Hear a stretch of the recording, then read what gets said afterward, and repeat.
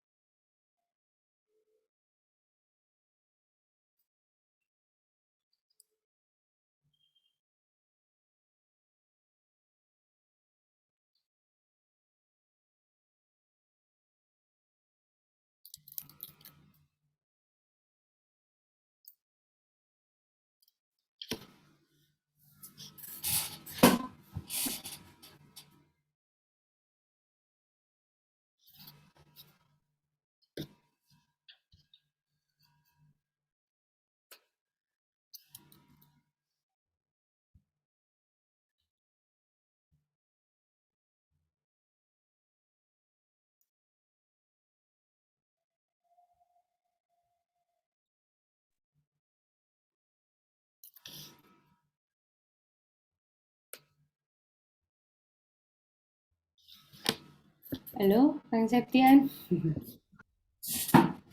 Saya sapa dulu mungkin yang para narasumber di sini yang sudah hadir. Ada Pak Udrek. Halo Pak, sekalian cek-cek suara. Assalamualaikum. Ini saja. Ya. Salam Pak Udrek. Ada Kang Septian di sini. Halo Mbak Vina. Halo. Ada Mbak Rahma dan Mas Somim. Halo Mbak Rahma. Sama-sama Somem sedang teleponan. Oke. Seenggaknya ada yang jagain ya Pak Udrek di sana Pak Somimnya. Ada Bu Yeni. Halo Bu Yeni.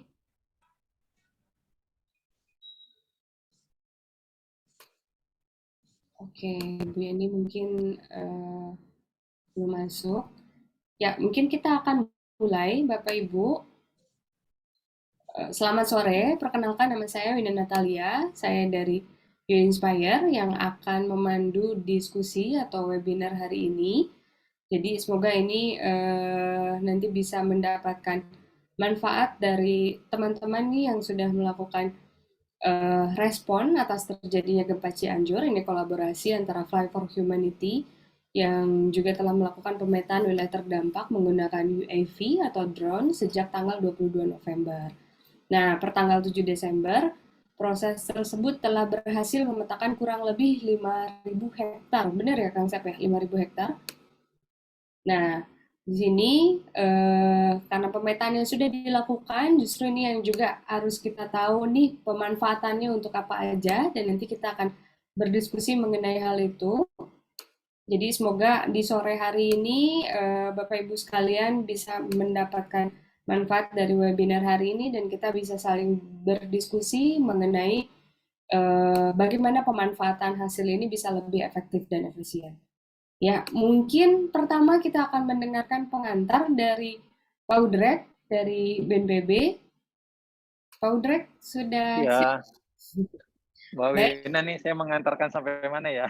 Oh, ya nih kalau mengantarkan sampai mana nih? Jauh banget nih, asal jangan sepanjang Iya jalan nih. Kembangan aja ya Pak. Iya. Ya, Assalamualaikum Silakan Pak.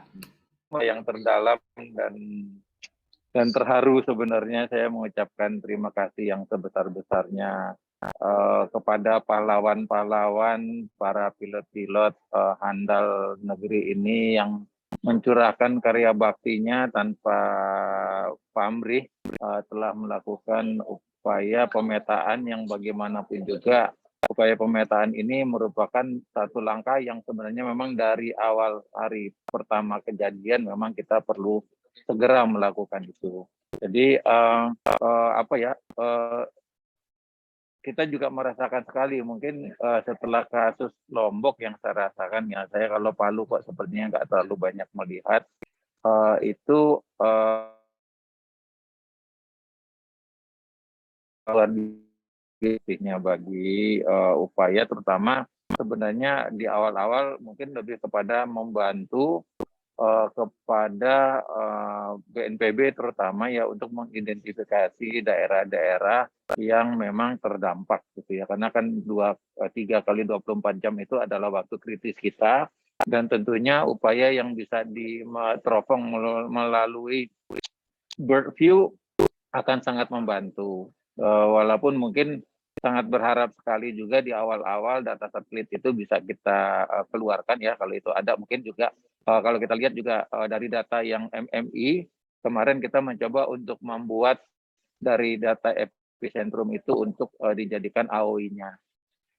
Nah ini yang apa ya yang kita rasakan sekali dari kegiatan Cianjur ini betapa setelah kita melakukan pemetaan tersebut, kita langsung bisa melihat before and after ya. Before and after ini kan mungkin dengan sekarang, dengan adanya fasilitas yang ada di Google atau di mana-mana, overlay antara peta hasil kejadian dengan peta yang sebelumnya, itu bisa mengidentifikasi rumah-rumah yang rusak. Dan pada saat misalnya teman-teman melakukan pengolahan data lebih jauh untuk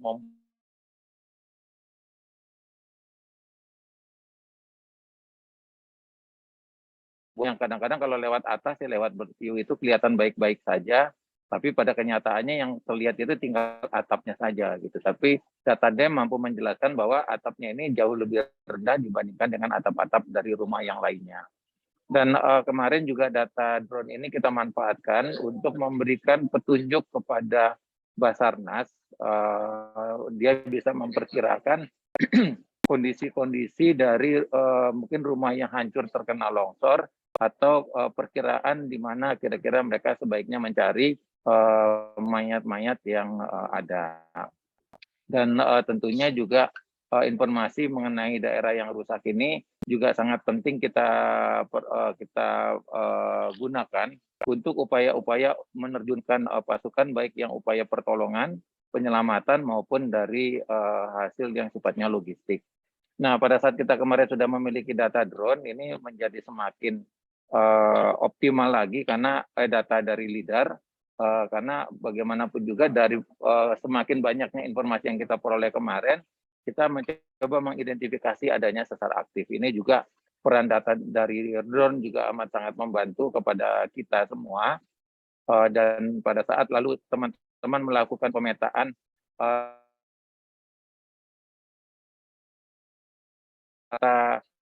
oleh ortofoto dari teman-teman juga sangat membantu sekali bagi kita untuk bisa mengkonfirmasikan lokasi itu ya misalnya kalau lokasi rumah yang rusak itu dengan posisi yang sebenarnya karena kita sudah memiliki data after. Jadi kalau kita lihat dari hasil tersebut kemarin juga akhirnya misalnya kita sudah bisa memberikan informasi terkait dengan keberadaan sesar, mungkin nanti juga ada perencanaan-perencanaan yang kita lakukan dari upaya apa ya, misalnya untuk daerah untuk relokasi dan lain sebagainya itu pada dasarnya data-data yang kita peroleh dari hasil pemetaan teman-teman itu luar biasa membantu sekali. Dan saya juga tentunya nantinya pada saat peta ini sudah bisa kita olah mungkin agak lebih, ini kan rata-rata nggak pakai GCP ya. Kalau misalnya nanti datanya bisa kita olah lebih luas, dengan artinya ada row-nya yang kita olah untuk bisa di high density, lalu paling tidak kalau diolah barengan ada ada perbaikan yang lebih bagus dari pinggir-pinggiran peta itu, karena dia bisa masuk menjadi satu peta besar, itu juga akan semakin bagus. Dan tentunya saya berharap bagi teman-teman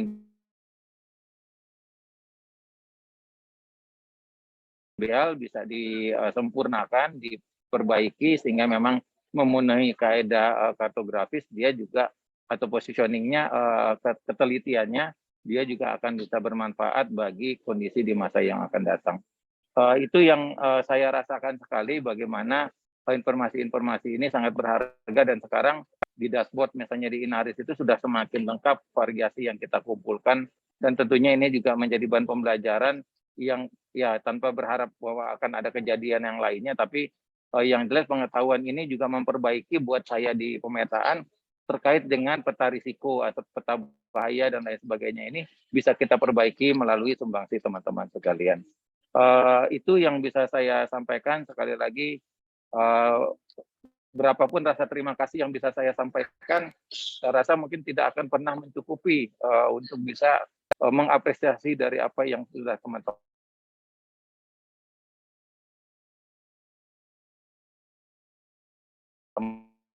Waalaikumsalam. Ya, Pak Udrek, terima kasih. Sekali lagi pengantarnya ini sangat banyak sekali yang disampaikan sama Pak Udrek. Mungkin awal-awalnya juga ini identifikasi dilakukan bersama BNPB juga, bukan hanya teman-teman penggiat drone aja. Lalu setelah dilakukan, ini yang bisa kelihatan itu adalah before dan afternya. Tadi ini juga cukup membantu. Dan untuk proses evakuasi bersama teman-teman Basarnas, mungkin masih banyak lagi hal-hal yang bermanfaat dari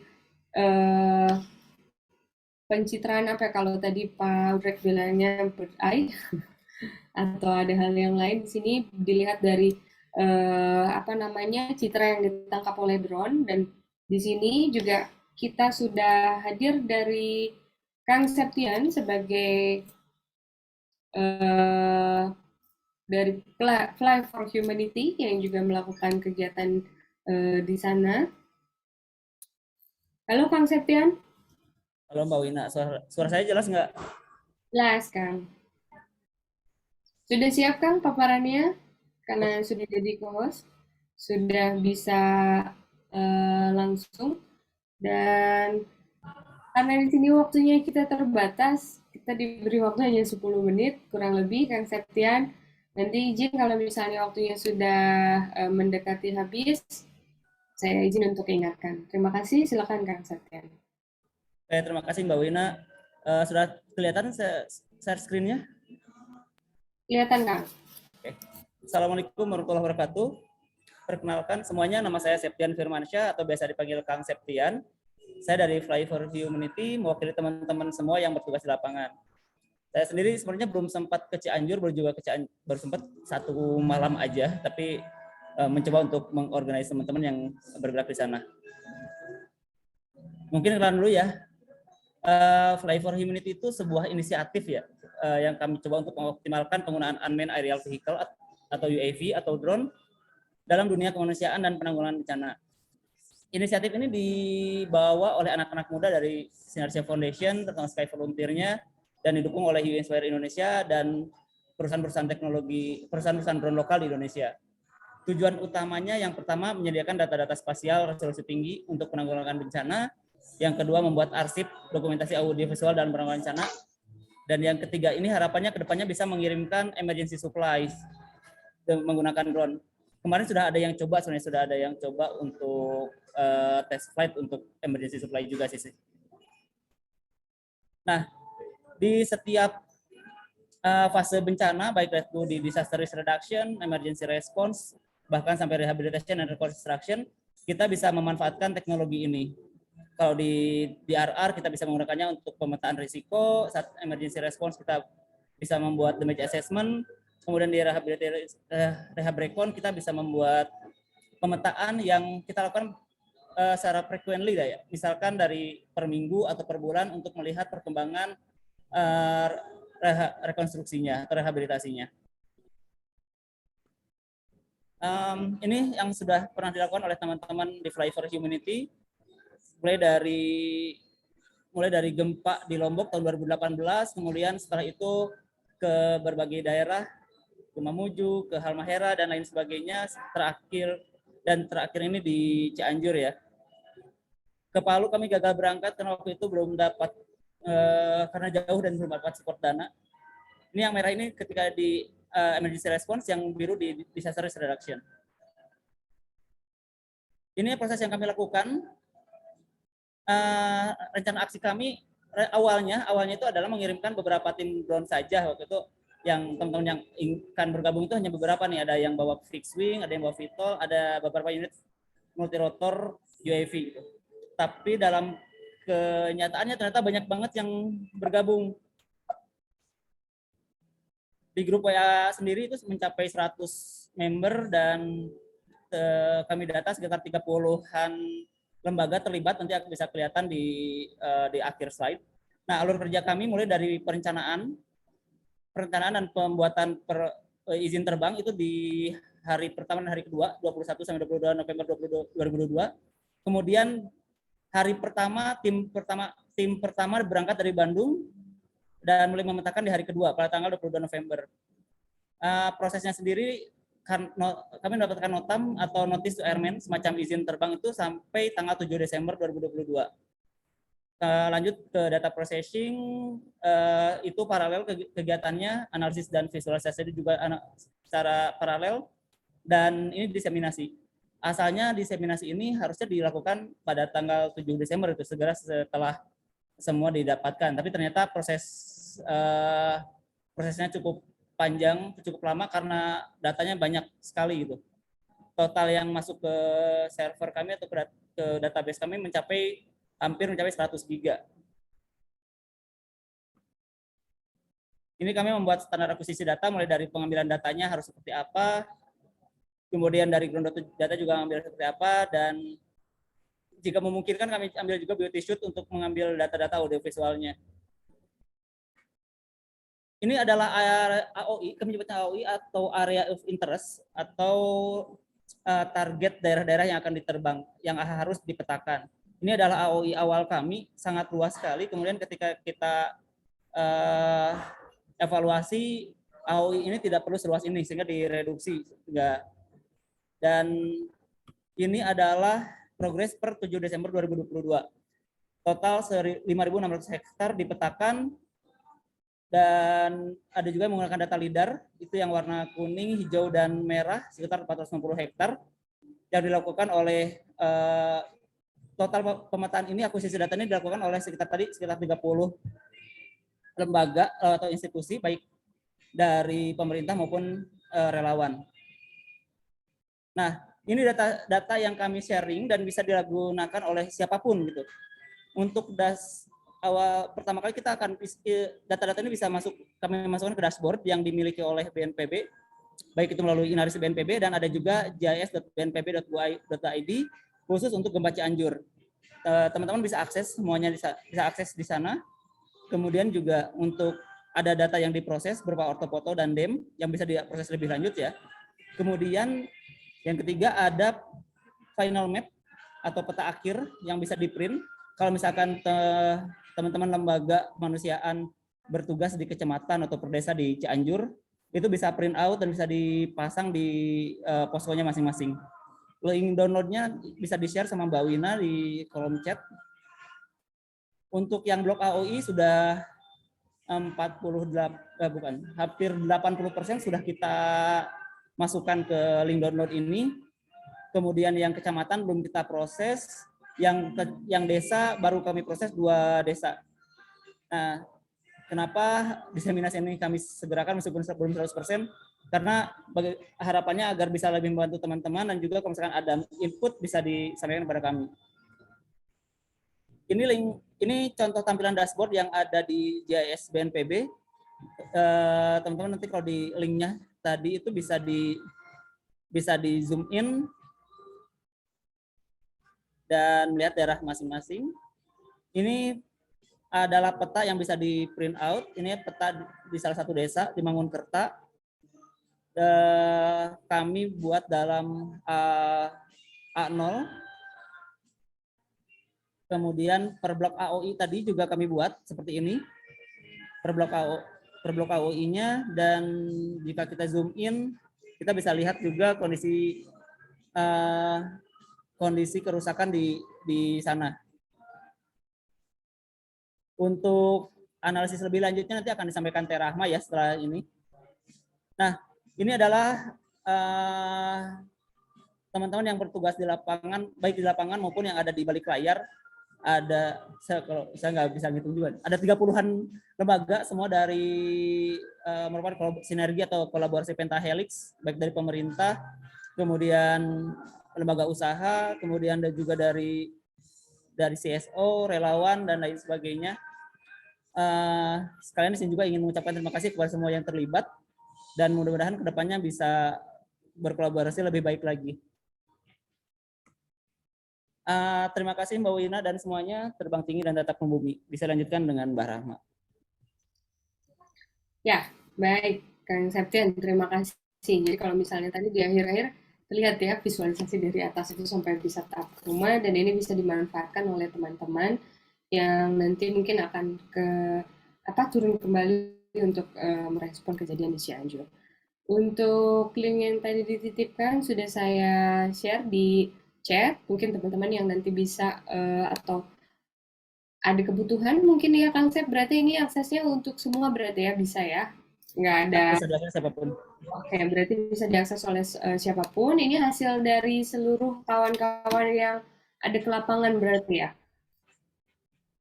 Oke, baik. Terima kasih Kang Septian. Jadi ini linknya udah saya share di chat box. Nanti teman-teman bisa langsung lihat ke sana. Nanti saya coba berkala untuk up lagi. Mungkin ada yang baru masuk jadi nggak tahu. Jadi nanti di sini bisa tetap terhubung. Baik, mungkin kita akan langsung ke materi selanjutnya. Ini kayaknya agak maraton kayaknya ya narasumbernya. Jadi bagi Bapak Ibu yang akan ada pertanyaan, boleh nanti disimpan dulu di kolom di chat box. Nanti setelah seluruh para narasumber menyampaikan paparannya, nanti kita akan buka sesi tanya jawab. Nah, di sesi selanjutnya ini ada 2 orang, ada Mbak Rahma dan Mas Somim. Ini akan secara bergantian atau bagaimana? Halo Mbak Rahma. Halo, Assalamualaikum Mbak Oke. Wina dan rekan-rekan semuanya. Suara saya terdengar nggak ya? Terdengar Mbak. Oh ya, Mbak Rahma lagi di mana nih? Ini saya mohon maaf, mungkin masih belum settle, lagi di bandara habis kegiatan di Padang Pariaman dan pas lagi check-in. Jadi kalau misalkan ada apa-apa nanti kita bareng-bareng sama Mas Tomim dari BRIN juga dan Inspire juga yang akan sharing terkait dengan bagaimana kami memanfaatkan datanya. Mungkin Mas Tomim boleh dibantu share screen. Silakan. Berarti ini duet ya Mas Somim dengan Mbak Rahma. Betul, ini duet kami. Dan alhamdulillah sama Kang Septian sama Pak Udreh, izin Pak Udreh, kami berterima kasih banyak sekali sama Pak Udreh juga, sama Kang Septian, sama semua pilot drone, semua tim GIS, benar-benar semua tim yang terlibat, karena tanpa kolaborasi yang sangat ini pastinya nggak akan seperti ini. Mungkin dari dulu pas kita Lombok sampai ke 2018 ya, sampai ke 2022 ini adalah kolaborasi yang terbesar. Dan alhamdulillah bisa terpetakan 5.000 hektar dalam waktu 1 minggu sampai 10 hari ya kalau nggak salah untuk ini. Ini udah pakai slide yang dari Mas Somim ya. Jadi kami mungkin dari sisi pemanfaatan datanya, khususnya sebenarnya kenapa kemudian kami memerlukan jadinya harus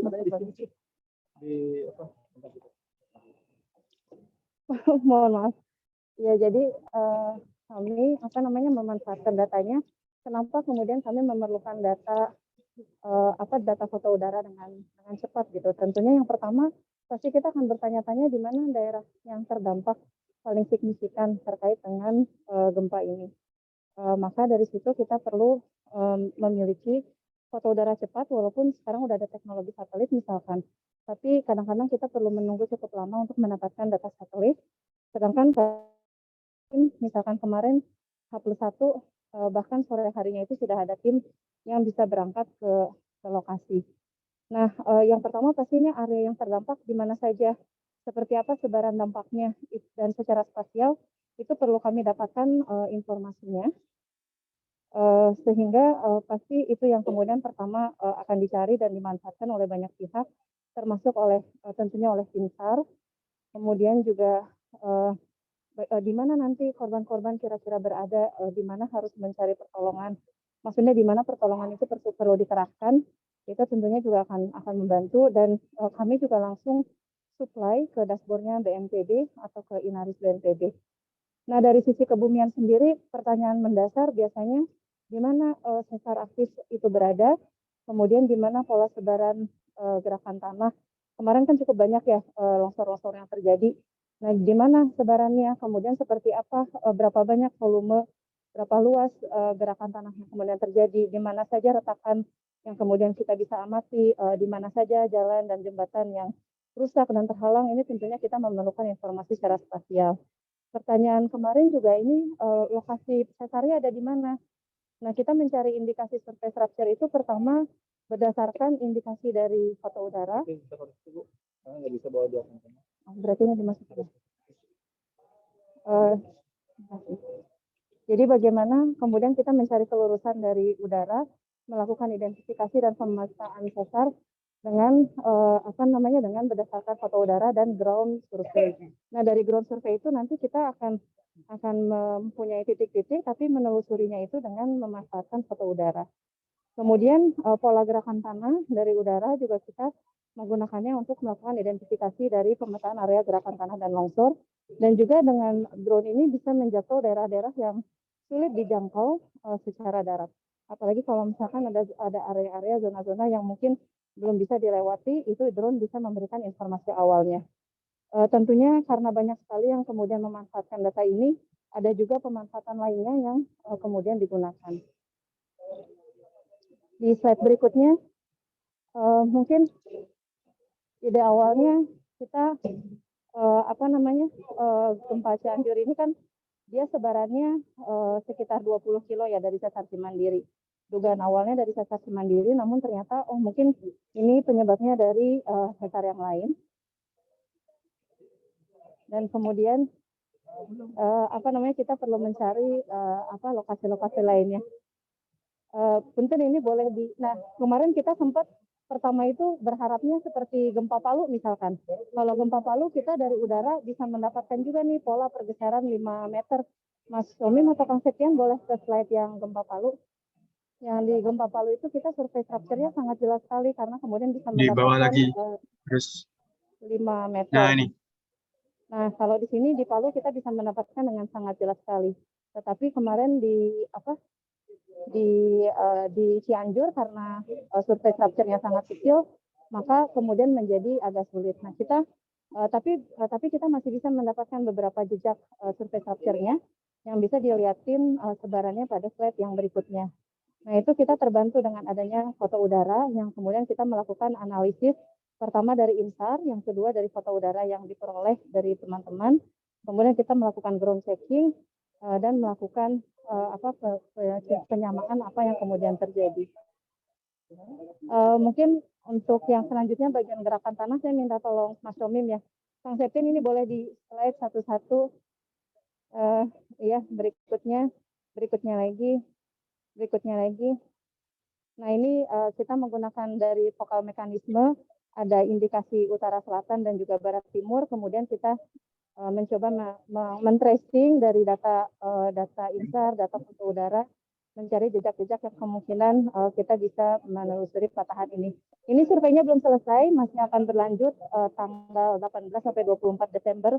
Kami akan kembali ke Cianjur untuk meneruskan penelusuran patahan Cianjurnya. Berikutnya untuk bagian gerakan tanah bisa dibantu sama Mas Somim ya. Boleh. Siap. Next slide mungkin.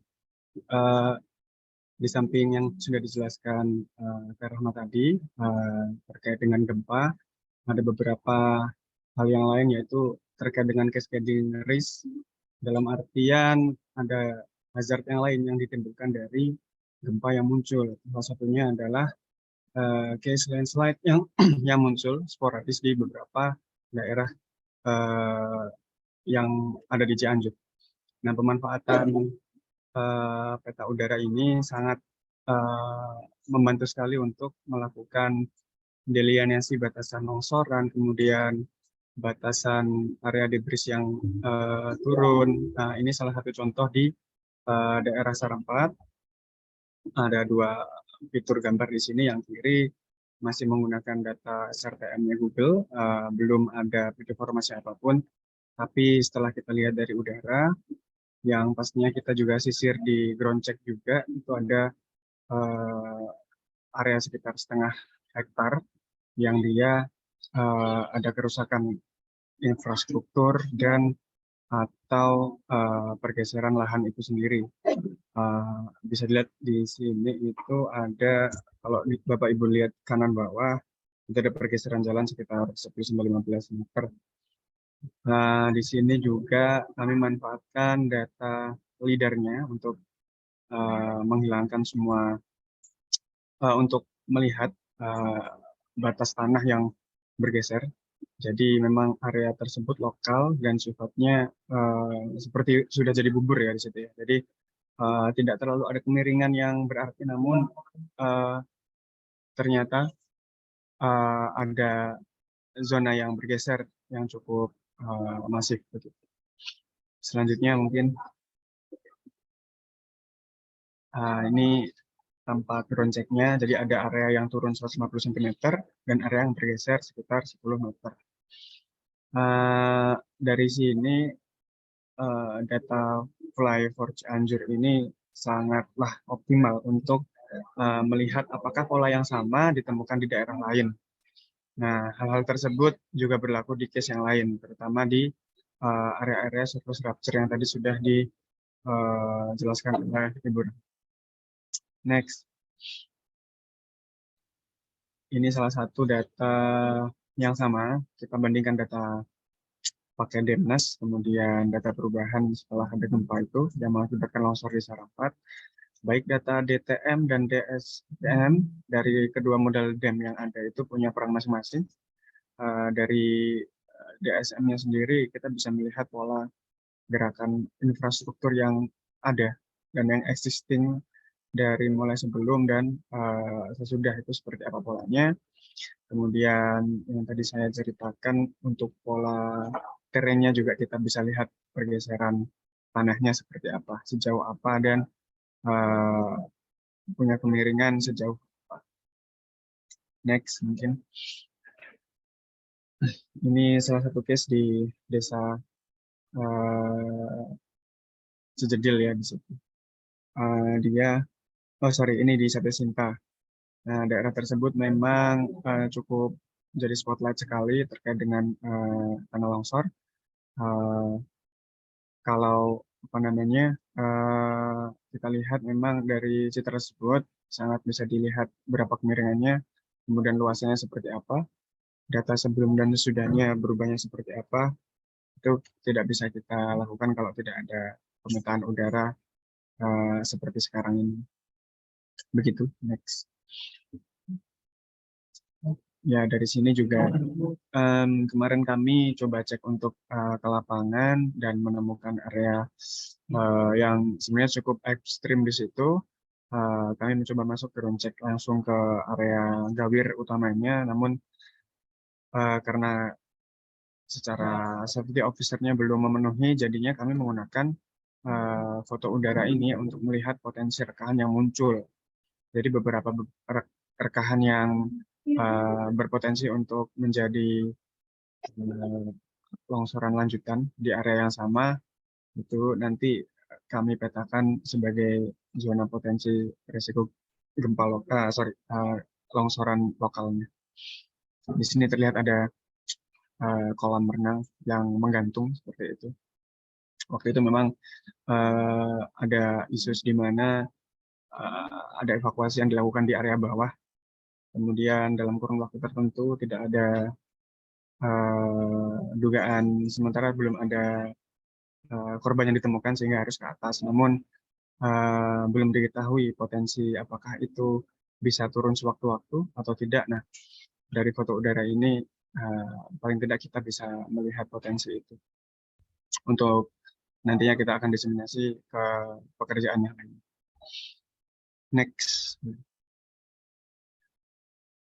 Ini lokus yang sama di Sinta.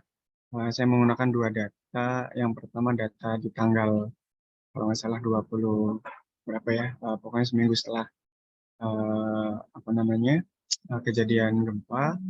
Yang bawah itu dari BDSI BNPB, kemarin saya menggunakan data tersebut sebagai data sebelum, dan 4 hari setelahnya saya ambil data detail kembali, tapi cakupannya tidak seluas area yang sebelumnya, hanya untuk fokus ke daerah Gawir longsornya dan mahkota longsor. Dari sini bisa diketahui bahwa dalam kurun 4 hari ada potensi pergerakan lanjutan sebesar 30 cm. Dan itu belum ditambah lagi dengan kedalaman volumetrik di daerah Gawir utama sesarnya, sehingga jika tidak ada eskalasi lanjutan di infrastruktur atau rehab rekonnya, jadi potensi bahaya di daerah jalan utama, poros utama yang sudah di-clearance sebelumnya. Lanjut.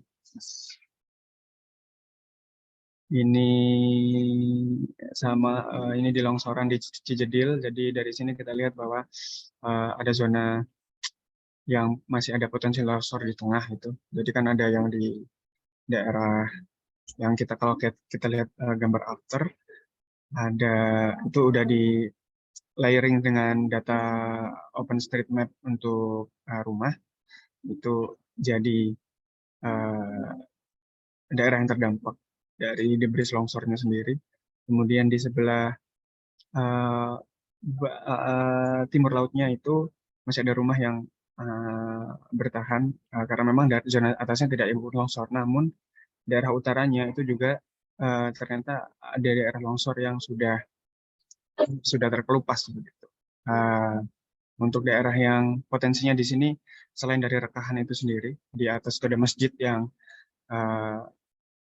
di masjidnya udah memang rusak, dan di area luarnya juga ada rekahan-rekahan yang mengarah ke area turunan dari longsor itu sendiri. Zona tengahnya itu juga menjadi potensi karena di situ sudah ada bangunan yang punya keretakan yang sama. Jadi dari peta udara ini sangat bagus untuk memetakan potensi ke depannya. Next. Ini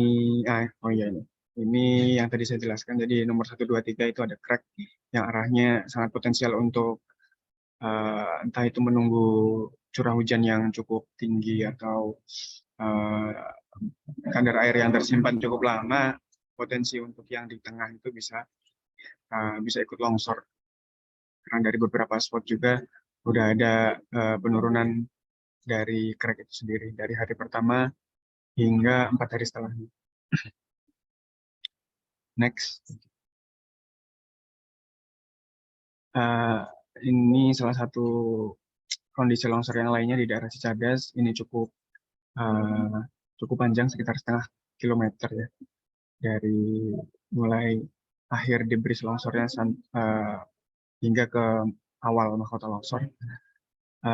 Di sini ada 2 orang korban yang ditemukan, dan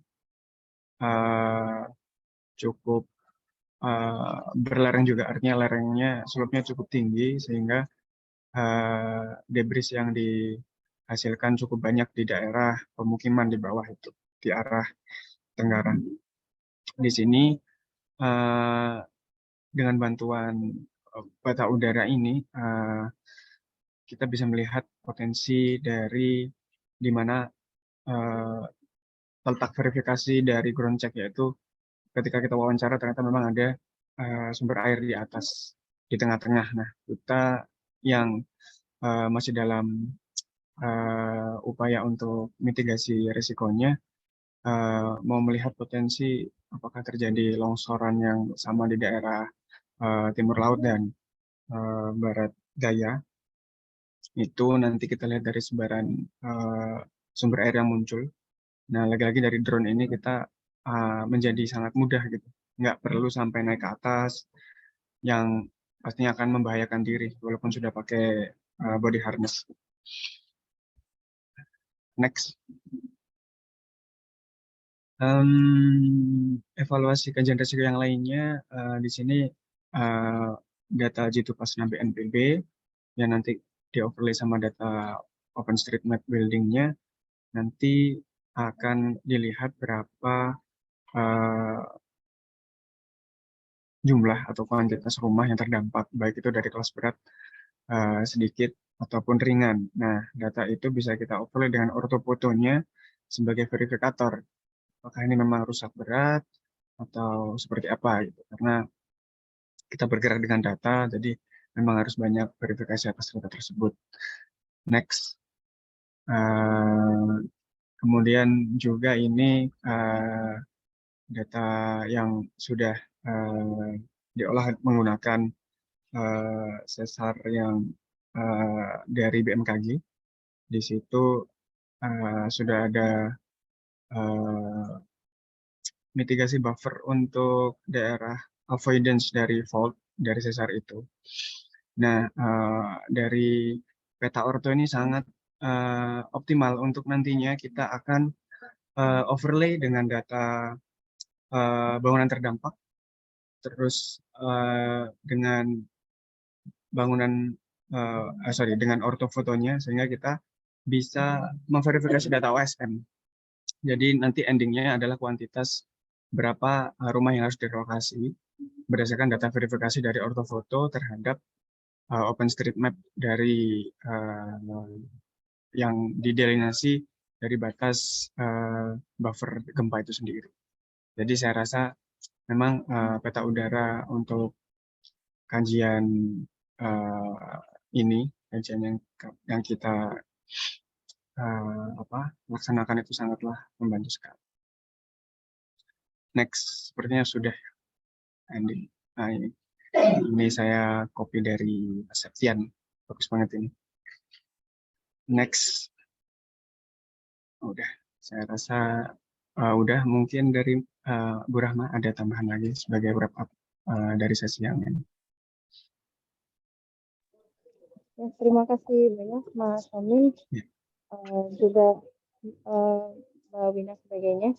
Jadi itu kurang lebih gambaran yang kemudian bisa kami lakukan. Dan mungkin tadi kalau boleh dilihatkan peta yang pola kerusakan di Mamuju sama di Halmahera. Jadi salah satu yang nantinya ingin kita teruskan, mudah-mudahan bisa dianalisis untuk Cianjur ini, mendapatkan kalau kemarin kan memang sudah ada hasil dari kerusakan G2PAS BNPB BPBD yang bisa kita akses di Inaris. Nah, kalau misalkan juga bisa kita overlaykan dengan peta udara, itu juga akan menjadi nilai tambah dan selain untuk memang membantu proses pembangunan ulang kembali nanti, tapi juga untuk analisis ke depannya seperti apa kerusakan, pola kerusakan kemudian terjadi. Pola kerusakan ini kan kalau dia tidak sistematis karena misalkan dominan karena bangunannya, ya memang kan salah satu faktornya dari kerentanan bangunan itu sendiri ya, kualitas bangunan yang kurang bagus, tapi juga sebenarnya bisa kita lihat pola bahwa semakin dekat ke pusat gempa tentunya akan semakin besar kerusakannya. Tapi juga ada pola sepanjang garis besar juga dia ada pola-pola kerusakan di sana. Nah, nanti kita juga bisa melihat korelasinya terhadap kondisi tanah setempat, seperti apa pola kerusakannya. Artinya harapannya nanti kalau misalkan data ini dikelola dengan baik, kita bisa mendapatkan yang pertama tentunya untuk masa tanggap darurat, yang kedua untuk masa rehabilitasi rekonstruksi, tapi di fase berikutnya kita juga bisa menggunakan untuk upaya perhitungan kajian risiko bencana yang lebih baik untuk melakukan upaya mitigasi bencana gempa yang lebih baik dan lebih strategis. Ini salah satu beberapa contoh pemanfaatan dari data udara yang kemudian bisa digunakan. Tentunya tidak terbatas ini saja, masih banyak bisa digunakan untuk teman-teman lainnya. Dan kita bisa melihat tadi perbedaan resolusinya sangat berbeda ya. Kalau kita menggunakan Google Earth dan menggunakan foto udara, kita bisa benar-benar bisa terlihat dari rumah ke rumahnya itu bisa terlihat seperti apa. Dan pola kerusakan di Cianjur juga dari atas terlihat rusak gitu. Jadi kita bisa mencermati juga dari atas yang rumah yang rusak dan tidak rusaknya. Mungkin itu sebagian yang dapat kami sampaikan. Nanti bagaimana penggunaan data, kalau ini cerita tentang foto udara, nanti dari BRIN juga ada Bu Yeni yang akan bercerita tentang pemanfaatan data satelit yang nanti saling komplementer antara data foto udara dan juga dengan data satelit. Mungkin demikian dari kami berdua, saya Mas Omyum dan juga kami bersepuluh dari BRIN dan tentunya dengan bergabung dengan tim Fly for Cianjur yang jumlahnya 50 lebih ya dengan 30 lembaga. Apresiasi sekali untuk upaya ini. Dan mungkin nanti ke depannya kalau kemarin kan kita kolaborasinya karena dia cloud data, terus mungkin ada beberapa SOP baik kelembagaan maupun SOP teknis yang nantinya perlu kita jalankan bersama-sama. Harapannya nanti kita bisa terus berjalan bersama antara plat merah katanya ya, BNPB, DIG, BRIN, mungkin juga lembaga pemerintah lainnya bersama-sama secara partisipatif dengan rekan-rekan yang memiliki concern dengan pemetaan udara, supaya nanti kita bisa lebih baik, lebih sistematis, baik dari sisi koordinasi, pengambilan data, dan juga pemanfaatan datanya. Demikian, terima kasih. Assalamualaikum warahmatullahi wabarakatuh. Ya, Waalaikumsalam warahmatullahi wabarakatuh. Terima kasih Mbak Rahma. Ini Mbak Rahma akan lanjut penerbangan atau gimana nih? Kira-kira masih ada waktu nggak? Bisa, nanti saya boarding jam 5:10. Oke. 20 menit lagi. Oke. Atau ini ada satu pertanyaan, Mbak Rahma. Saya nggak tahu ini apakah tadi sebenarnya sudah dijawab oleh Mbak Rahma secara nggak langsung atau gimana. Bu Yani mohon izin dulu sebentar. Ini ada pertanyaan mohon pencerahan dari Wahyu Darmawan, IKA MIPA Unpad. Di sini, jika saya amati dari citra satelit sebelum dan setelah gempa, kecenderungan bangunan pasca gempa umumnya cenderung bergeser sedikit ke arah barat. Nah, apakah hal tersebut dapat dilihat dari hasil rekap data, hasil pengamatan UAV ini? Maka kalau tadi contohnya kelihatannya Palu ya, Mbak? Iya, terima kasih. Ini pertanyaan yang sangat bagus sekali dari Pak Wahyu ya, dari Unpad. Memang kita melihat itu ada pola yang dia ke arah barat, tapi juga ada pola yang dia agak irregular ya, terutama kalau dia terdampaknya dari gerakan tanah. Nah, kalau secara teorinya karena kalau misalkan patahannya barat timur, yang memang hipotesa kami ini kan saat ini kemungkinan kalau dari Pusgen ya, saya juga ada di Pusat Studi Gempa Nasional. Dari Pusat Studi Gempa Nasional itu kami sekarang dugaannya ini merupakan conjugate fault. Conjugate fault itu dia sistem yang kompleks, ada yang mengarah utara selatan, ada juga yang mengarah ke barat timur. Nah, ada beberapa lokasi yang kita bisa melihat jadi pola kerusakan bangunan kan memang biasanya mengikuti arah patahannya. Kalau patahannya berarah barat timur, dia juga akan barat timur. Nah, memang itu teramati juga di arah barat timur, tapi untuk lokasi yang dia gerakan tanahnya signifikan, dia lebih dominan karena gerakan tanahnya itu sendiri ya, jadi agak ke bawah gitu.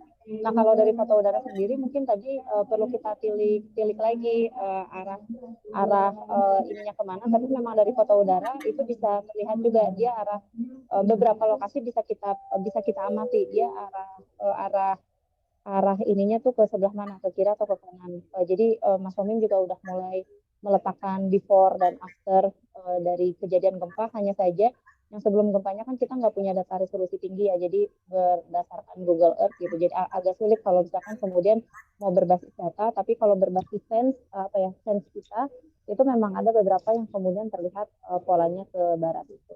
Nah, mungkin karena kami juga baru mendelineasi lagi kira-kira indikasi patahannya dan juga data-data foto udaranya juga lagi kita tarik semua, itu akan juga termasuk yang akan ditilik. Tapi itu rasanya bisa kita amati juga Pak Wahyu, dan Pak Wahyu bisa juga mengakses langsung di dashboard Inaris. Di dashboard Inaris itu sudah ada juga langsung data foto udaranya, jadi bisa dicek juga dari situ untuk lokasi-lokasi yang tadi sudah diduga sama Pak Wahyu. Terima kasih. Baik, Mbak Rahma, save slide Mbak Rahma. Mungkin kalau masih di sini dan masih diskusi nanti bisa ikut sambil jawab kalau ada pertanyaan-pertanyaan lagi terkait. Baik, kita akan langsung menuju Bu Yeni Vendrika. Jadi tadi sudah disebut-sebut nih sama Mbak Rahma tadi. Halo Bu Yeni. Cek suara dulu, masih di mute Bu? Ya, Ah, mohon maaf ini baru bergabung Bu Wina. ya, Terima nggak kasih apa-apa Bu. sudah diundang hadir ini. Kayaknya nyelip ya. Saya tuh sebenarnya awalnya nggak ikutan tapi diselipin kayaknya, ini mohon maaf bila jadi makan waktu lebih lama. Wah, ini nggak apa-apa Bu. Ini masih masuk waktunya. Saya rasa ini juga belum Oke, masuk ke sesi oke. diskusi, tapi tadi Baik. mengejar kalau Mbak Rahma khawatir tidak sempat untuk menjawab. Jadi tadi mohon maaf untuk ditunda sebentar, Bu Dr. Yeni Vendrika. Ini koordinator Indonesia RSO UN Spider, betul ya Bu? Atau saya Spider, salah betul. sebut? Saya Spider Woman. Oh, Katanya teman-teman saya Spider makanya Woman. makanya makanya ini nyebutnya apa gitu ya, UN Spider apa UN Spider gitu, mirip-mirip nih Bu, kalau saya Inspire, nah Ibu ini UN Oke, betul, Spider. betul, betul, betul, kebetulan Dekat-dekat, banget ya. Dan itu boleh. perempuan juga berarti yang hadir ya. Ya ini nih, lumayan nih, banyak juga perempuan yang biasanya kalau ngomongin respon ini laki-laki yang terdepan. Loh, sekarang juga bisa perempuan ada di situ gitu, dan ini keren-keren, canggih-canggih dari tadi pemaparannya. Sekarang lanjut ke Bu Yeni, Oke, silakan Bu. baik, Waktu terima kasih. Terima kasih Bu Wina. Saya izin share screen ya. Ini mohon maaf kalau persiapannya tidak bagus, mungkin tidak secanggih yang sebelum-sebelumnya. Saya juga tadi sibuk mencari link, jadi belum sampai nggak ke apa-apa Bu, ini nih. yang penting Mohon kita maaf nih ya. bisa saling silaturahmi dulu nih sekarang dan bisa share hasil. Oke, Oke, oke, oke. Mangga Bu. Nah, sepertinya sudah mulai kelihatan ya. Ya, Oke. Ya, terima kasih Bu Wina. Selamat sore menjelang maghrib Bapak dan Ibu sekalian. Saya Yeni Petrita. Kebetulan ini kami nanti saya cerita sedikit sejarahnya, boleh ya? Agak menyinggung sedikit, mungkin tidak akan banyak hal yang saya sampaikan di informasi ini, tetapi ada link yang kami bisa berikan untuk melihat kembali apa produk yang kita hasilkan. Jadi perkenalkan, kami adalah tim Regional Support Office Indonesia dari UN Spider. Jadi dibentuk di bawah INASA. INASA itu sekretariat dari Indonesian Space Agency. Jadi mungkin Bapak dan Ibu juga tahu bahwa LAPAN bergabung di BRIN, yang kemudian fungsi LAPAN yang sebelumnya itu ada yang komitmen internasional, ada yang risetnya, kemudian ada juga yang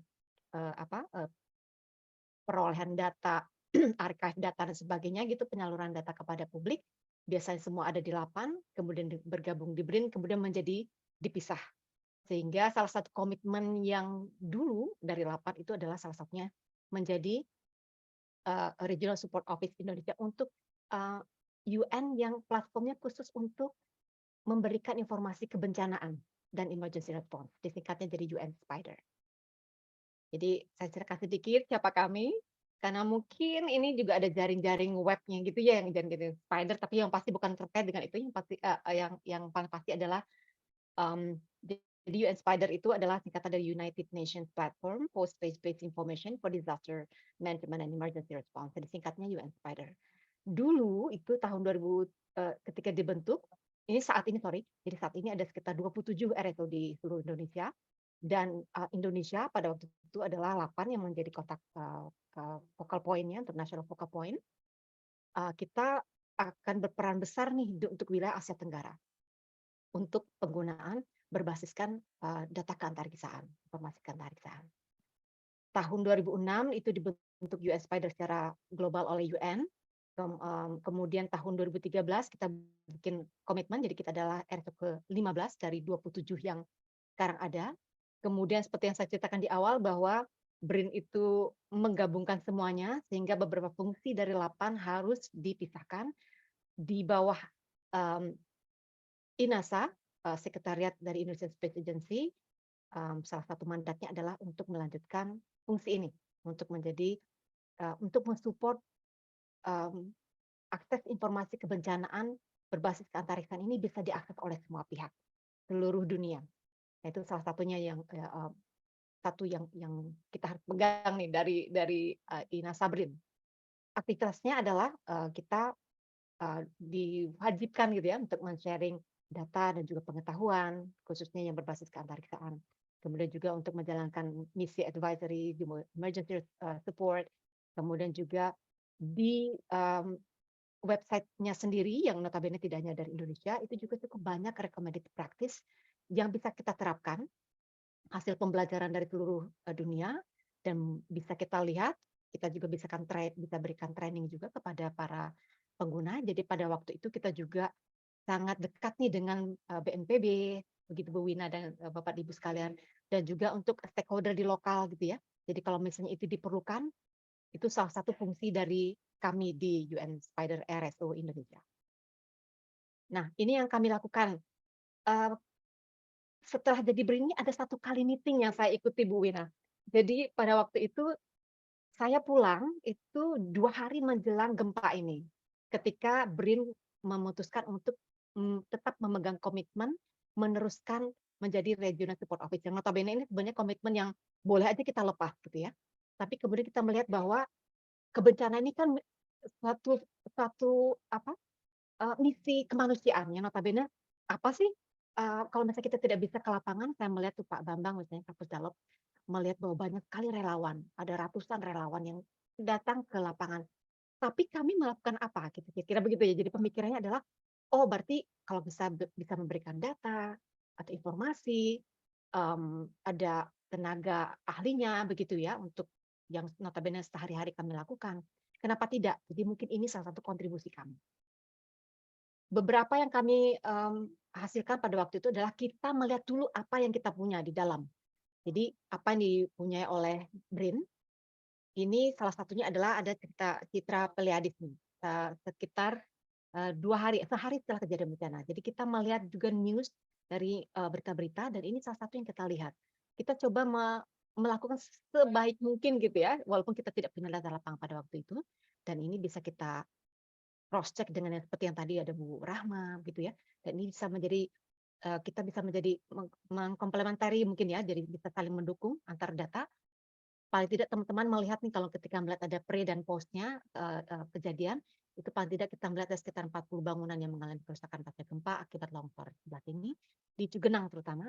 Ini mohon nanti kalau misalnya ada masukan kami akan sangat senang sekali nih kalau misalnya untuk analisis berikutnya akan bisa diberikan pencerahan begitu ya. Dan juga ini masih di daerah Cugenang yang tadi, jadi total-totalnya kita melihat kita ada 40 bangunan yang terlihat mengalami dampak gempa ini. Ini masih dengan citra Pleiades itu sekitar 50 cm ya setelah dipatahkan. Jadi cukup relatif detail.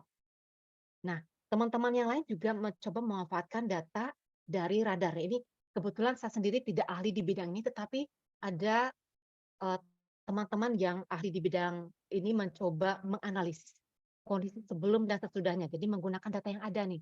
Ada data yang gratis di sebelah kiri ini. Kemudian ada juga data yang kita bisa minta, kita bisa request karena ini adalah bencana yang besar.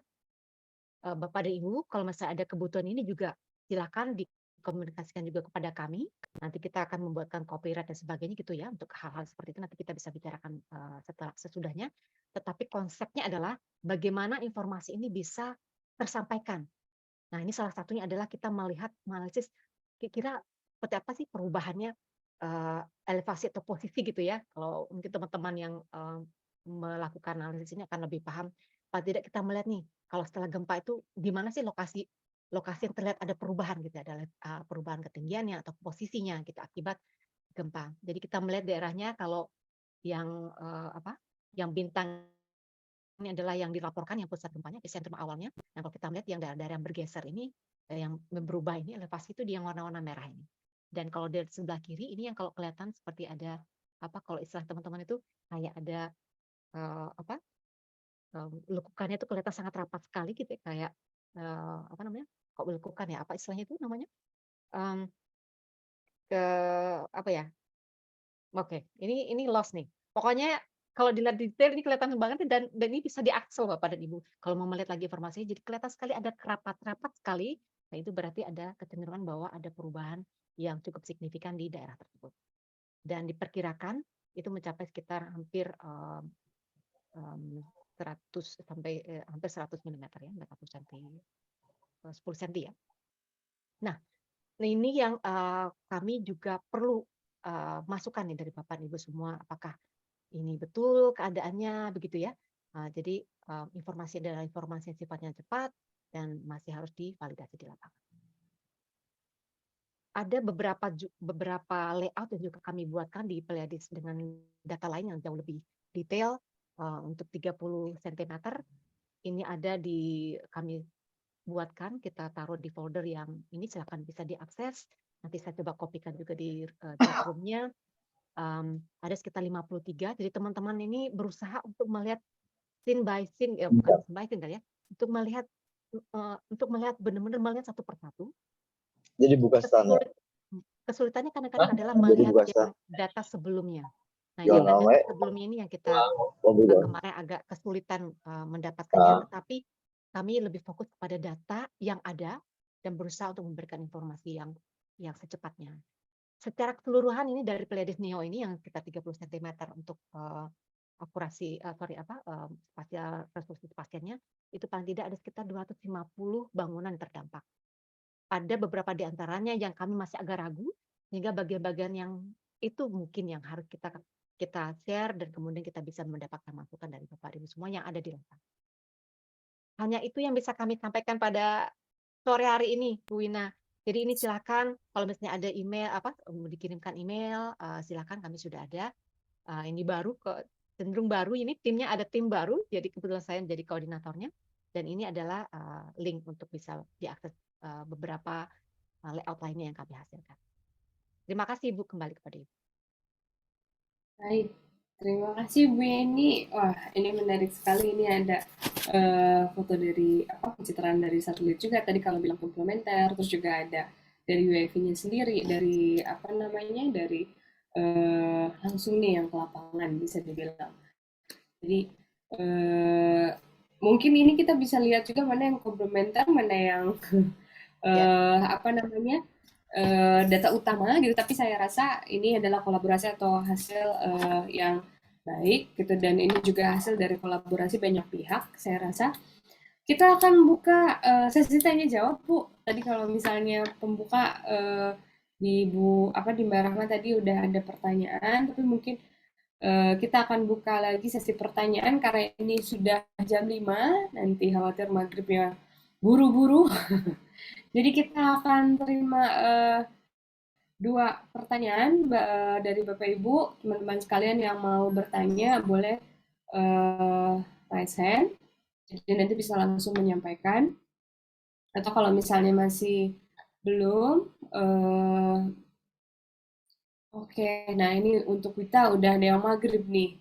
Boleh silakan Pak Oki, mohon izin juga ini kita masih lanjutkan sebentar.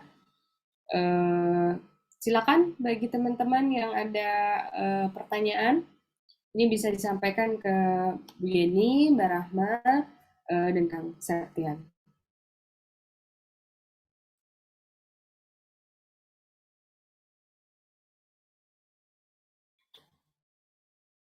Oke, silakan. Atau mungkin tadi Bu, kalau misalnya tadi unit baru, tapi ini kontaknya berarti nanti bisa langsung beremail Bu, atau kayak gimana? Nah, untuk lokasi yang lain itu bagaimana bisa mengaksesnya atau data-data dari hasil brandnya sendiri? Mungkin bisa juga diceritakan. Baik Bu Wina. Jadi ini untuk Pak Rio, terima kasih kalau misalnya ada dataset yang dipertimbangkan menjadi dataset yang sangat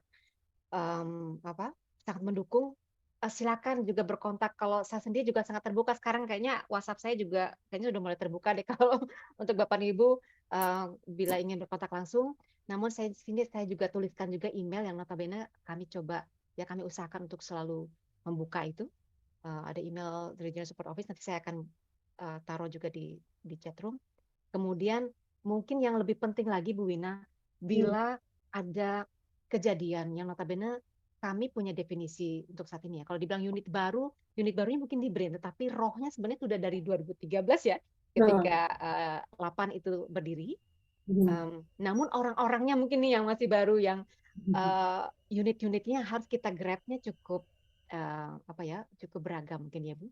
Termasuk di sini nih Bu Wina ya, saya juga ingin sampaikan bahwa RSO ini sebenarnya bukan miliknya kami sendiri sebenarnya. Jadi volunteer terkait dengan misalnya informasi lapangan dan sebagainya itu kalau misalnya sangat sangat aktif dan bisa diberikan kepada kami, itu akan menjadi bagian dari Regional Support Office sendiri.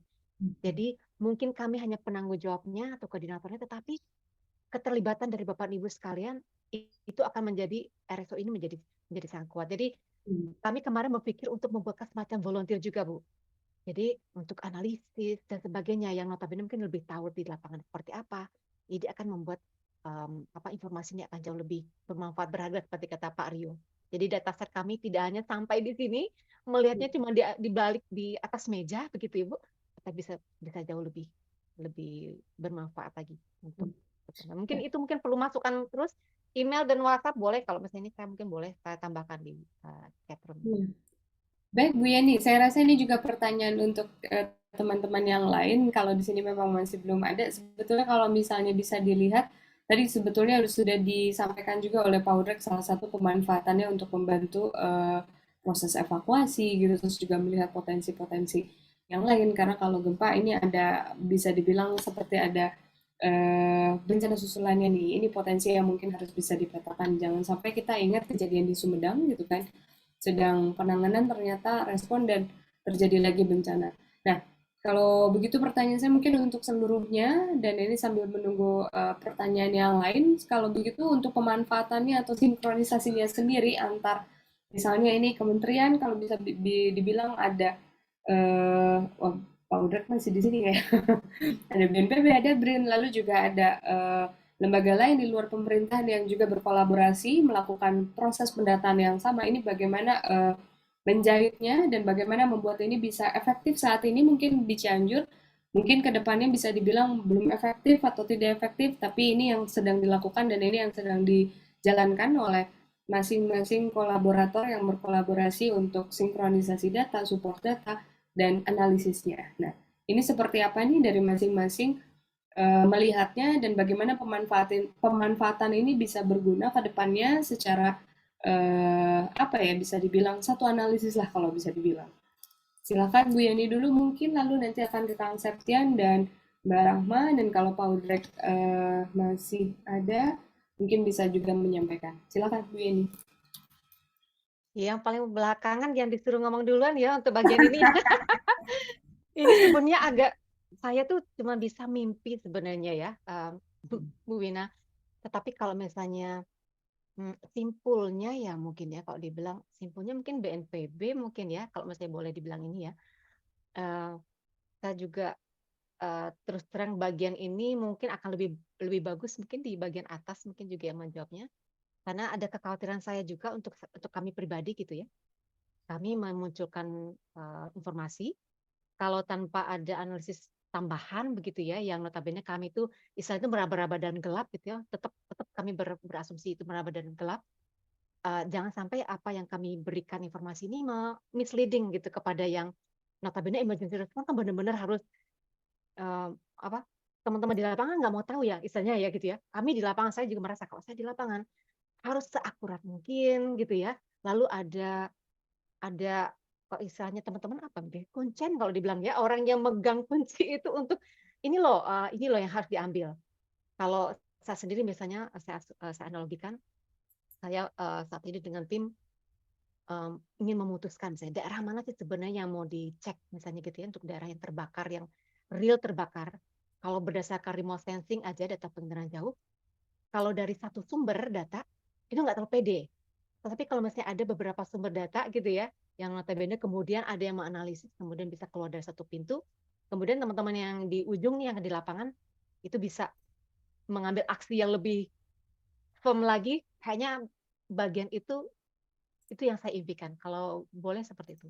Jadi saya mungkin dalam konteks ini Bu Wina hanya menyebutkan bagaimana impian saya untuk bagian itu ya. Berharap sangat besar bahwa dari hal yang gap-gap ini yang kami bisa di bagian ini, kemudian tim yang lain bisa, sebelah sana sebelah bisa, intinya adalah nanti ada orang yang bisa ambil ini ya, kunciannya kali ya, data di ujung tombaknya nanti. Mungkin itu kali ya, soalnya mimpi ya kali ya, mungkin. Jadi jawabannya agak menerawang nih, agak menerawang Bu Wina. Ya, terima kasih Ibu. Gak apa-apa Bu, agak menerawang biar kita juga perjelas nih Bu, biar nggak terawang-terawang. Mudah-mudahan di sini banyak rekan-rekan juga yang bisa membantu menginterpretasikan apa namanya jawaban dari Bu Yeni tadi, tapi setidaknya ini salah satu upaya yang coba kita lakukan. Nah, dari Kang Septian dan Mbak Rahma mungkin bisa juga merespon ini sebenarnya pemanfaatannya nanti bagaimana, terus juga apa namanya agar bisa lebih efektif dan analisisnya keluar atau analisisnya berbunyi dan membantu kawan-kawan yang di lapangan, atau juga tadi kalau Mbak Rahma mention sebelumnya juga dibilang untuk perencanaan selanjutnya. Nah, ini bagaimana data ini yang dihasilkan bisa bermanfaat dan bisa efektif, dan tadi juga mungkin sempat disampaikan Bu Yeni aksesnya tadi sudah dikasih gitu, dan gimana nih dari teman-teman dari Mbak Rahma dan Kang Septia? Silakan. Saya dulu Mbak Wina mungkin. Kalau di Mbak Rahma duluan saya kehabisan jawaban biasanya. Tapi nanti Mbak Rahma keburu terbang. Iya. Nggak apa-apa, mangga Kang Septian dulu. Oh ya, sebenarnya mimpi kita sama Bu Yeni ya. Gimana caranya agar penanggulangan bencana di Indonesia ini bisa lebih efektif dan lebih efisien gitu. Dengan memanfaatkan data-data yang ada, data-data spasial. Tadi kata Bu Yeni, kalau misalkan menggunakan satu sumber data aja sangat apa ya, kita belum pede untuk membuat analisis atau membuat kebijakan atau bahkan mengambil keputusan itu ya. Tapi dengan kita mengambil atau mencari sumber data yang lebih banyak lagi, kita konfirmasi data-data tersebut, kemudian kita lakukan analisis, kebijakan atau pengambilan keputusan bisa lebih powerful dan lebih sesuai dengan data. Based on data, jangan sampai kita melakukan pengambilan keputusan hanya berdasarkan penerawangan aja. Oh, misal kira-kira begini, kira-kira begitu. Saya rasa untuk saat ini sudah saatnya kita nggak melakukan hal-hal seperti itu gitu. Proses data-data sudah sangat banyak, cara mengambil data sudah banyak. Tadi ya dari Bu Yeni sudah menyiapkan dengan remote sensing, dari tim Fly for Humanity sudah bisa provide data dengan cukup baik. Meskipun ini prosesnya masih sangat PR juga Mbak Wina. Jujur saja, ini kita terlalu lama untuk diseminasi gitu. Harusnya diseminasi ini bisa kita paralel dengan proses operasi tanggap darurat, sehingga proses tanggap darurat itu bisa kita support pengambilan keputusannya dengan data-data yang kita punya gitu. Jangan sampai ini nggak tahu nih apakah siapa nih yang harusnya mengorkestrasi kegiatan ini gitu. Saya merasa mungkin ya dengan adanya Pak Udreh dan teman-teman dari BNPB sini, ada juga ada Pak Ihsan dari Pusdal Ops gitu ya. Harapannya ke depannya kita bisa membuat sistem yang lebih baik agar proses ini lebih mantap gitu. Meskipun memang saya mengikuti dari tahun 2016, 2018 sampai sekarang gitu ya. Prosesnya ini makin baik Mbak Wina. Kita bisa belajar banyak dari berbagai kejadian sebelumnya. Ya mudah-mudahan itu tidak sia-sia dan kita makin bisa membuat sistem yang lebih baik ke depannya. Terima kasih. Terima kasih. Silakan Mbak Rahma. Ini kalau masih ada Pak Udrek juga, Udrek bisa menyampaikan pandangannya. Silakan Mbak Rahma. Ya, terima kasih Mbak Wina. Kalau saya sih justru menunggu jawaban dari Pak Udreh juga ya. Karena rasanya kan fungsi koordinasi itu ada di BNPB dan kita juga senang dengan BNPB bisa jalan bersama.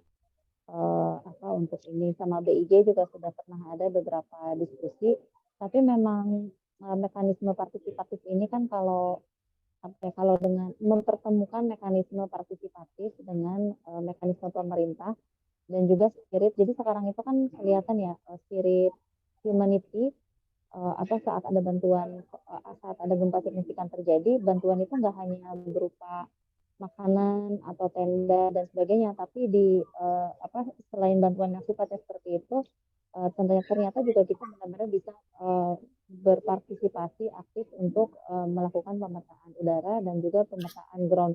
Kalau melihat gempa Cianjur kemarin itu sebenarnya luar biasa partisipasinya. Jadi dashboard yang di-create sama BNPB itu kan ada dua ya. Ada yang langsung ke Inari sama ada satu lagi gis.bnpb. Apa ya? Nanti saya coba cek lagi. Tapi ada dua dashboard. Tadi yang satu udah di-share sama Pak Udre, yang satu lagi itu dari Pusdatin, dan dia juga sudah nge-link dengan beberapa KL yang lain. Dan pendataannya itu sangat kolaboratif. Jitu Pasna dilakukan dengan sangat kolaboratif. Data sekarang sudah ada data terpilah per pengungsian, itu juga dilakukan secara partisipatif dari banyak relawan. Jadi sekarang untuk pendataan itu sudah sangat partisipatif dan dikoordinasikan oleh BNPB. Kalau saya sih memang melihatnya ya BNPB sebagai fungsi koordinasi, ya semua data di-pull di BNPB. Tapi juga di Kementerian PUPR itu ada terkait dengan untuk rehabilitasi rekonstruksinya, dan juga di BIG, karena kan kita nanti kalau bicara spasial, tentunya nanti kita akan ada satu data ya, one map policy yang itu ada di BIG. Nah sama BIG juga kita udah mulai beberapa proses diskusi bagaimana nih mekanisme yang seperti ini. Jadi tadi nyambung ke pertanyaan yang ini ya, nyambung ke pertanyaan di chat room dari Pak Bangre Julianto, bagaimana menyeragakan penugasan pada masing-masing pilot drone. Nah memang ini yang kemudian menjadi PR. Jadi ya namanya juga bencana, kejadiannya kan suka-suka dia. Jadi kita masih lagi develop mekanismenya keburu bencananya terjadi gitu. Tapi ya sisi pembelajarannya, kita kemarin jadi mendapat juga, oh ternyata misalkan tinggi terbang kita setting di 300 meter, akuisisi datanya nanti mau seperti apa, kemudian DSP-nya mau bagaimana, titik ikat mau bagaimana, kalau 3D, kalau 2D seperti apa.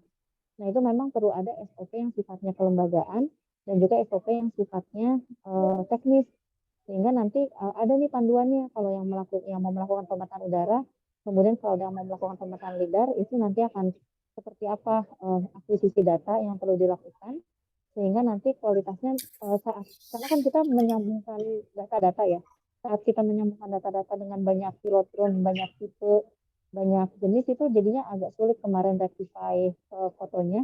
Nah itu yang kemudian perlu dibikin panduannya dan perlu ada quality control. Nah menurut saya di situ peranan terutama mungkin BNPB yang mengorkestrasikan, yang mengkoordinasikan. Untuk panduannya nanti bisa bareng-bareng nih di BNPB, kan Pak Udreh udah di Direktorat Pemetaan Risiko Bencana bareng sama BIG, yang memang BIG bagian pemetaan itu bikin SOP untuk pemetaannya seperti apa, plus quality controlnya. Nah quality control BRIN juga bisa ikut masuk. Nah kemudian pemetaan pemanfaatan sifatnya untuk analisis bisa kita kerja bareng-bareng sama BRIN, sama perguruan tinggi, dan lagi-lagi ini diorkestrasi kemarin sama BNPB ya. Jadi dari mulai tim lapangan sampai ke tim yang melakukan analisis, supporting BNPB, orkestrasi koordinasi oleh BNPB, tetapi kemudian ada untuk teknis lapangan, bagian koordinatornya ada Kang Septian, di lapangannya ada Kang Hendy, ada Kang Aan. Untuk bagian kajiannya BRIN yang di-deploy, untuk bagian aspek lainnya ada lagi yang lain yang di-deploy. Nah itu fungsi orkestrasi BNPB menurut saya menjadi sangat penting di sisi itu. Jadi mungkin secara kelembagaan koordinasinya bisa di BNPB, dan rasanya sih kita semakin baik dari waktu ke waktu. Nanti untuk aspek kajian, kaji sifatnya bisa sama BRIN, untuk one map-nya bisa sama BIG, untuk quality control-nya. Kemudian juga untuk informasi gempa, informasi geologi ada BMKG dan juga ada Badan Geologi, dan untuk rekonstruksi kerusakan itu bisa sama Kementerian PUPR. Jadi kayaknya kita udah semakin bisa memetakan masing-masing peranan sehingga nanti terkoordinasi dan termanfaatkan dengan lebih baik lagi. Tentunya ya dan tentunya kemarin kita banyak disupport sama tim GIS. Jadi nggak mungkin kan tim lapangan juga melakukan pemerkasaan data. Jadi kita ada tim GIS itu tersendiri yang melakukan analisis data analisisnya dan juga visualisasinya, dan juga ada tim reporting sendiri. Nah kemarin kita mungkin agak lemah di tim reportingnya. Biasanya ada tim reporting yang memang khusus mengelola SITREP, tapi yang kali ini mungkin kita SITREP-nya yang nggak sebagus sebelumnya. Masih traps itu yang mungkin nanti kita perlu ada yang khusus melakukan data reporting ini. Nanti data reporting ini kita report tiap hari ke orang-orang yang membutuhkan datanya. Lalu ada bagian data dissemination dan advocacy-nya. Ini langsung lihatin sama Kang Septian ya, alur kerja dan komposisi timnya, tapi nanti juga kita bisa melakukan stakeholder mapping lagi dengan BNPB dan dengan mitra-mitra lainnya. Mungkin itu dari saya. Sekalian saya izin pamit mau boarding, tapi ingin mendengar dulu dari Pak Udreh kalau Pak Udreh ada. Kemudian Mas Omim juga kemarin karena Mas Omim dari BRIN kan cukup menjembatani juga ya teman-teman di lapangan dengan kebutuhan lokasi, dan sangat apresiasi juga ini AUI-nya juga cukup tumbuh, tiba-tiba ada kebutuhan lidar di sana sini di tengah jalan Septian sampai pusing, tapi ya alhamdulillah teman-teman ini bisa sangat membantu dan bisa menjadi data awal kami. Mungkin itu dari kami, terima kasih. Baik, terima kasih Mbak Rama. Pak Udrek, boleh mungkin? Ya, Kalian. mungkin karena sudah disampaikan cukup banyak ya. Jadi kalau buat saya satu sih, saya sedang memikirkan bagaimana prosesnya ini secara pelayanan rekan jadi itu bisa dibuatkan sistemnya ini. Memang sudah ada rencana juga kebiasaan baik ini kepingin sekali juga bisa dikembangkan kepada seluruh masyarakat Indonesia. Artinya akan sangat bagus kalau nanti kita memang punya jejaring humanitarian ini yang memang sudah semakin banyak juga di daerah-daerah, sehingga kalau ada kejadian yang di deploy itu yang terdekat dulu yang berangkat, sehingga memang hasilnya juga bisa cepat. Yang ketiga mungkin saya juga memikirkan bagaimana sebuah aset pengetahuan ini bisa open, karena sebenarnya kalau bagi ilmuwan ini hasil-hasil ini sebenarnya bisa jadi paper banyak sekali juga, termasuk juga pembelajaran baiknya, sehingga memang dia harus bisa tersimpan secara baik, juga bisa diukur secara historis, dan dia juga bisa dimanfaatkan. Seperti sekarang ini kan sudah banyak dibuatkan linknya, sehingga kalau teman-teman ingin memakai untuk melakukan analisis itu bisa dibuka di aplikasi seperti ArcGIS atau QGIS dan lain sebagainya. Mungkin ini sih yang saya coba bayangkan agar teman-teman, para relawan, para ilmuwan, pengambil keputusan semuanya bisa memanfaatkan hasil ini dengan sebaik-baiknya. Tentunya impact-nya nanti adalah perubahan yang signifikan dari upaya pengurangan risiko bencana kita yang makin lama semakin baik. Mungkin itu saja yang saya sampaikan, dan ya insya Allah nanti kita akan upayakan sebaik-baiknya bagaimana partisipasi ini bisa benar-benar terrealisasi. Terima kasih. Ya, baik. Terima kasih Pak Udrek dan Bapak Ibu sekalian. Saya rasa hasil yang didapat juga cukup banyak. Tadi juga sudah di-share beberapa link untuk kita bisa lihat ke sumber datanya, dan tadi kalau misalnya saya lihat dari alur kerja yang Kang Septian sudah sampaikan itu ada 5, tapi nampaknya lewat di data processing itu belum ada aktornya siapa-siapa aja gitu, tapi langsung ke analisis. Mungkin ini juga bisa jadi bahan evaluasi ke depan, karena saya rasa ini juga baik untuk pembelajaran ke depan. Kalau Mbak Rama bilang ini kejar-kejaran terus nih gitu kan, sama bencananya ada, terus kita lagi bikin sistemnya, ya nggak apa-apa gitu, ini sambil jalan. Ya semoga sistemnya sudah selesai sebelum ada bencana lagi gitu, atau mudah-mudahan tidak terjadi bencana lagi. Dan tadi juga koordinasi kelembagaan, catatan saya mungkin ini juga hal yang sudah berjalan baik untuk koordinasi kelembagaan saat ini, untuk fokus pada pengambilan data UAV ini, kalau misalnya bisa dibilang gitu, dengan koordinasi dan kolaborasi cukup banyak gitu, dan banyak lembaga juga yang ikut serta di sini. Saya rasa kita cukupkan webinar hari ini, dan mungkin masih pada penasaran, wah ini gimana proses data-data atau selanjutnya atau kayak gimana, tapi ini adalah upaya yang memang sedang kita lakukan gitu bersama-sama, terus juga kita makin banyak merangkul jejaring ini juga mudah-mudahan makin bisa memberikan perbaikan, bukan malah keruwetan atau kehusutan gitu kan. Jadi tambah banyak, tambah bingung gitu, enggak, tapi makin saling membantu. Jangan lupa Bapak Ibu isi absennya. Jadi ini Kang Septian juga udah up lagi isi absensinya. Jadi ini yang Mengisi mungkin akan disampaikan ininya ya Kang ya, bahan materinya dan mungkin record videonya juga bisa disampaikan lagi. Jadi jangan lupa untuk diisi absennya biar nanti tidak ketinggalan bahan-bahannya atau tidak terlupa oleh teman-teman dikirimkan. Nah, dari yang lain ada yang ingin disampaikan sebelum kita tutup? Foto bareng, Mbak. Oke, foto bareng, silakan. Ini siapa yang bantu untuk memberi aba-aba? Kang Septian, boleh?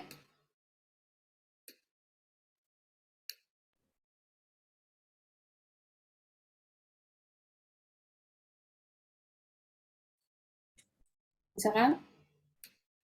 Bentar.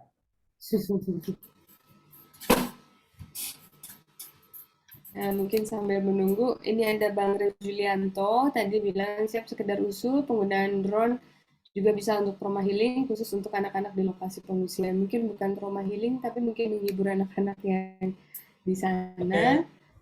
Oh, ini kita ada Oke. 3 halaman. Berarti berapa kali, Kang? 3 kali ya. Oke, silakan Kang Septian yang memandu. Oke, foto ya. Yang halaman pertama dulu, saya nggak tahu siapa aja yang masuk halaman pertama saya. Oke, 1, 2, 3. Tahan dulu.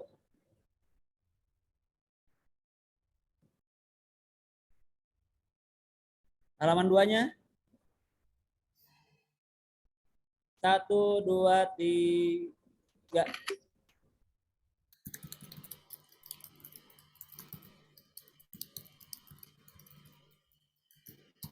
Halaman 3-nya. 1, 2, 3. Sudah, Mbak Wina? Oke, terima kasih Bapak Ibu sekalian. Sekali lagi saya ingatkan jangan lupa untuk mengisi absensi. Linknya ada di chat. Silakan. Saya akan tunggu mungkin 2 menit. Mungkin Kang Septian juga bisa sambil memutarkan videonya.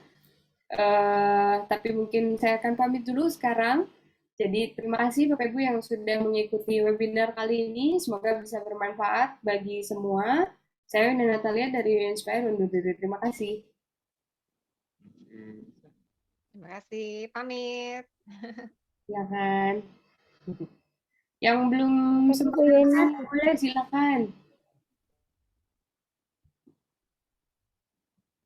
Suaranya belum terdengar, Kang Septian. Ya, Kang Sep.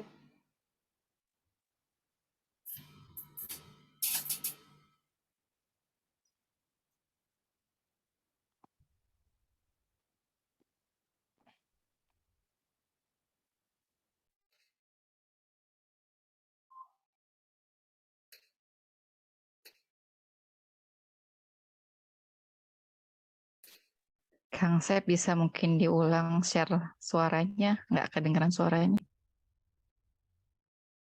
Oh ya, wait.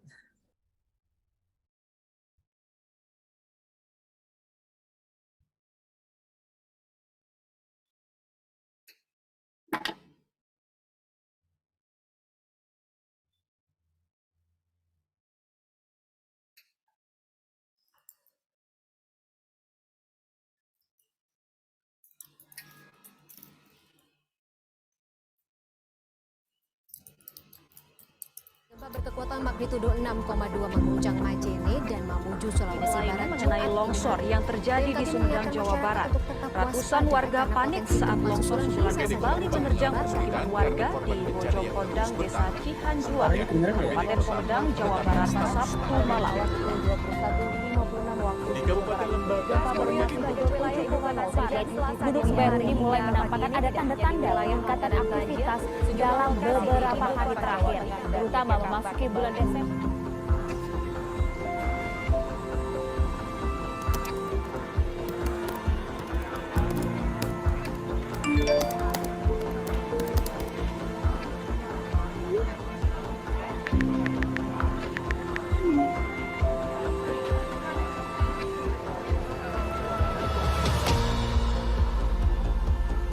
Jadi relawan itu membuat kami harus siap kapanpun ditugaskan.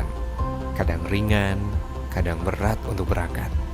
Apalagi sebenarnya yang kami datangi itu zona merah, daerah-daerah tanggap darurat yang rawan bencana.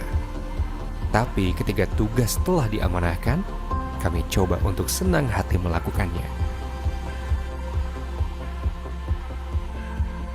Jadi relawan itu membuka lembaran-lembaran baru dalam hidup kami, membawa kami pada petualangan yang tidak pernah kami bayangkan, membawa kami pada sisi lain negeri ini, dan mempertemukan kami dengan orang-orang baru dengan persepsi yang menarik.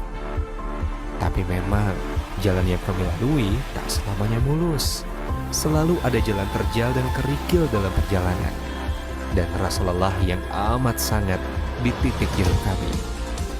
Di titik itulah kami coba berhenti sejenak dan merenung bahwa sebenarnya menjadi relawan bukan sekedar tugas atau perjalanan dinas. Menjadi relawan adalah perjalanan spiritual maha panjang yang harus kami lalui.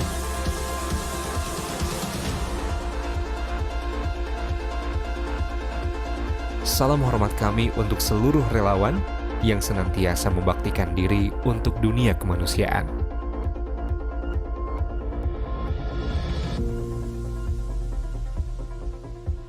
Terbang tinggi dan tetap membumi.